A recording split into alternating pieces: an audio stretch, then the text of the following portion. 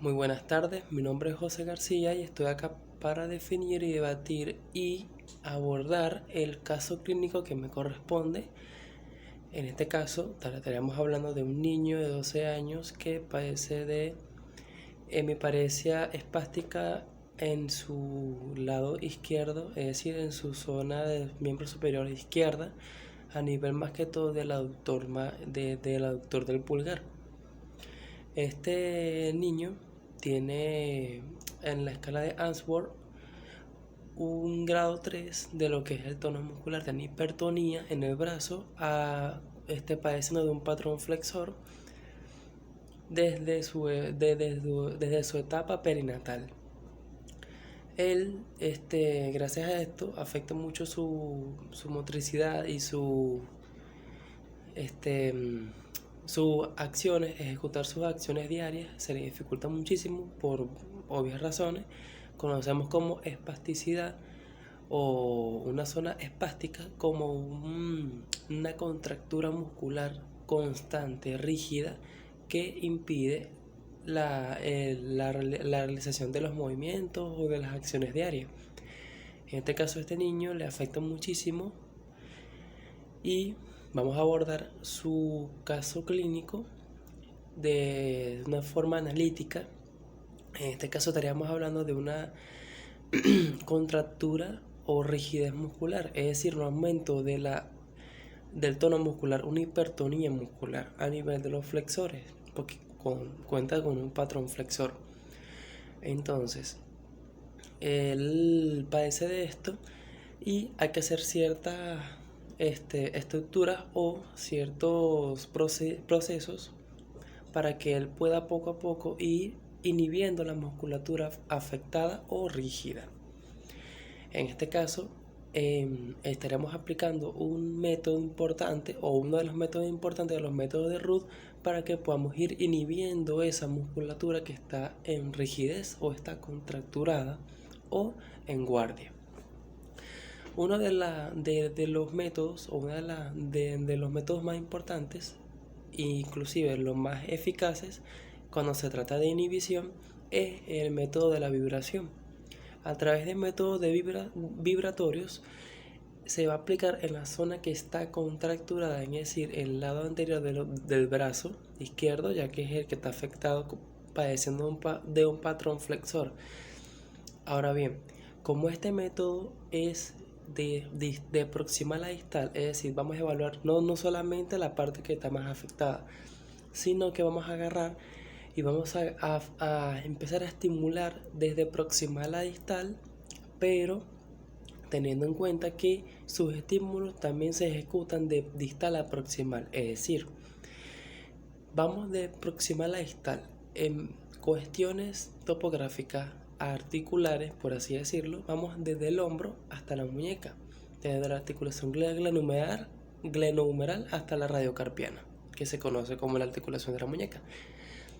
Esa aplicación de la vibración se va a empezar a aplicar de abajo hacia arriba, como les comenté anteriormente. La técnica se aplica de distal a proximal. Entonces sería aplicar, ejemplo, desde el codo o desde la punta de esta parte hacia arriba, aplicando las vibraciones de tal manera que esa vibración tenga un periodo un poco extenso de uso, ya que si tú utilizas ese método en cortos tiempos, 30 segundos, cuando mucho un minuto, él suele contraerse y puede ocasionar una acción contradictoria a lo que estamos buscando, que es inhibirlo. Entonces la idea es inhibirlo, distender el músculo para que él pueda ir soltando, por así decirlo, de una forma más vulgar, todas las fibras musculares que están acortadas.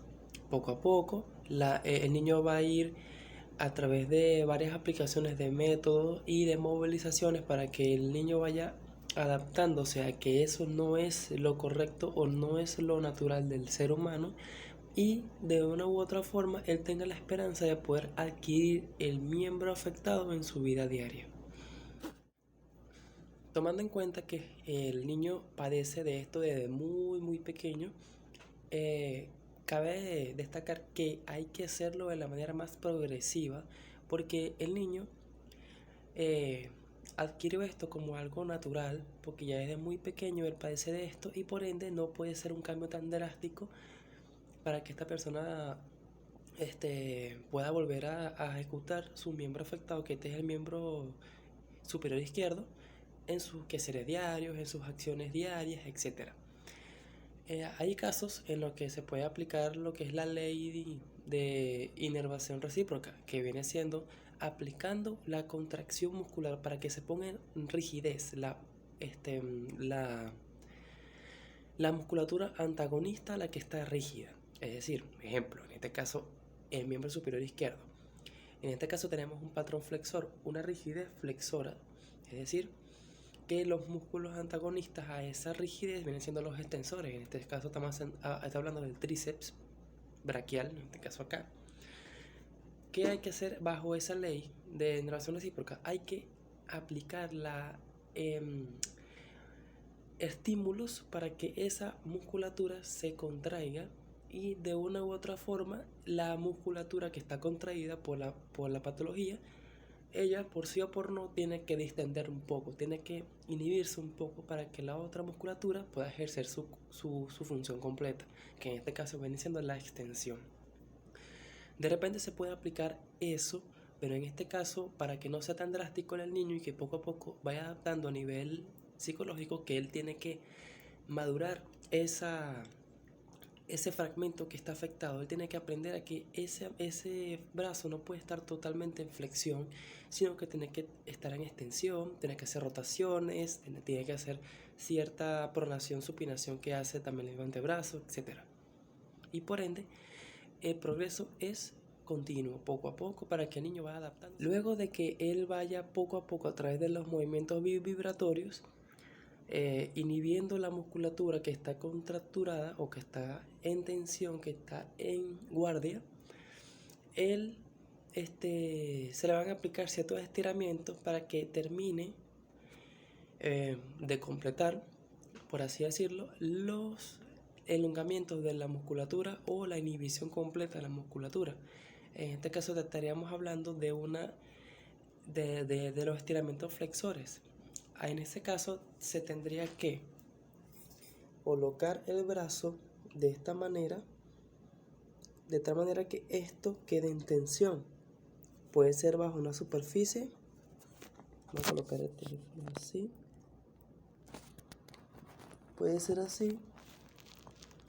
Y se pega la muñeca mucho más a la mesa, de tal manera que los flexores o la musculatura anterior del brazo y del antebrazo se vaya elongando, se vaya estirando, de tal manera que los músculos vayan buscando expandir sus fibras musculares que están acortadas gracias a la espasticidad. Él va estirando poco a poco de tal manera que la musculatura vaya haciendo una función motora principal, que es la extensión, aparte de la flexión, la rotación externa, la rotación interna a nivel del hombro, la pronosupinación a nivel del antebrazo. Todo eso va adquiriéndolo poco a poco a medida de que por lo menos extienda por completo el brazo o el codo, por lo menos que haga la extensión de codo, y de ahí ocasione los movimientos fisiológicos del hombro, que son la rotación interna, rotación externa, aducción y abducción y flexión extensión.